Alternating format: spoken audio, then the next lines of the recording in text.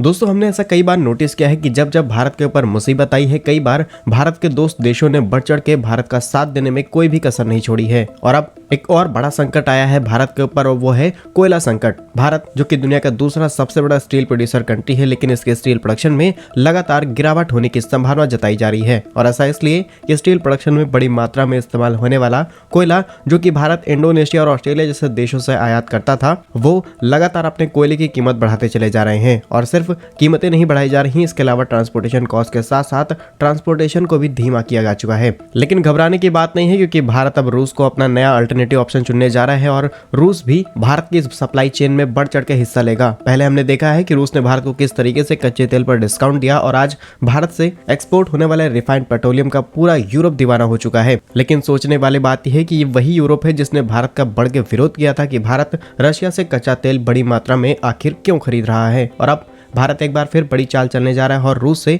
भारी मात्रा में कोयला खरीदने की प्रक्रिया शुरू करेगा। पूरी डेवलपमेंट क्या है इस वीडियो में समझते हैं। बस हमें सपोर्ट करने के लिए इस वीडियो को लाइक और चैनल को सब्सक्राइब जरूर कीजिएगा। दोस्तों यदि भारत के बड़े कोल सप्लायर्स की बात की जाए तो उनमें शामिल हैं Indonesia, Australia, south Africa, United state, Russia, जिसमें इंडोनेशिया और ऑस्ट्रेलिया हमारे सबसे बड़े पार्टनर है, जिनसे हम करीब 34% अपने टोटल कोल इम्पोर्ट्स का पूरा करते हैं। वहीं साउथ अफ्रीका करीब 12% और बाकी के बचे हुए देश कुछ परसेंट को पूरा करते हैं। लेकिन साल 2023 में भारत अपने टोटल कोल इम्पोर्ट्स का करीब 80% हिस्सा इंडोनेशिया, साउथ अफ्रीका और रशिया से पूरा किया है। लेकिन लगातार बढ़ रही कीमतों के कारण अब भारत को अपनी सप्लाई चेन चेंज करनी पड़ेगी। रिसेंटली रिपोर्ट्स के मुताबिक ऑस्ट्रेलिया ने कुकिंग कोल, जिसे ज्यादातर स्टील इंडस्ट्री में इस्तेमाल किया जाता है, उसकी कीमतें 50% तक बढ़ा दी हैं और ये करीब $350 प्रति मेट्रिक टन हो चुकी हैं। और क्योंकि भारत ऑस्ट्रेलिया से इस समय भारी मात्रा में कुकिंग कोल खरीद रहा था, लेकिन अब ये सप्लाई चेन कम होने वाली है। कहने को तो भारत चीन के बाद दुनिया का दूसरा सबसे बड़ा स्टील प्रोड्यूसर कंट्री है, लेकिन इस स्टील को प्रोड्यूस करने में कुकिंग कोल का बड़े स्तर पर इस्तेमाल किया जाता है। वैसे तो कोयले के कई प्रकार होते हैं, लेकिन 4 बड़े प्रमुख प्रकारों की बात की जाए तो इसमें शामिल हैं एंथ्रासाइट, बिटुमेन्स, सबबिटुमिनस और लिग्नाइट, जिसमें कुकिंग कोल बिटुमेन्स के कैटेगरी में आता है और इसे हाई क्वालिटी कोल माना जाता है। और अब क्योंकि इसकी कीमतें अंतर्राष्ट्रीय बाजार में लगातार बढ़नी शुरू हो चुकी हैं, इसलिए भारत अपनी सप्लाई चेन को रशिया के साथ शिफ्ट करने जा रहा है। एग्जैक्टली रिपोर्ट्स में खुलासा नहीं किया गया है कि भारत किस रेट से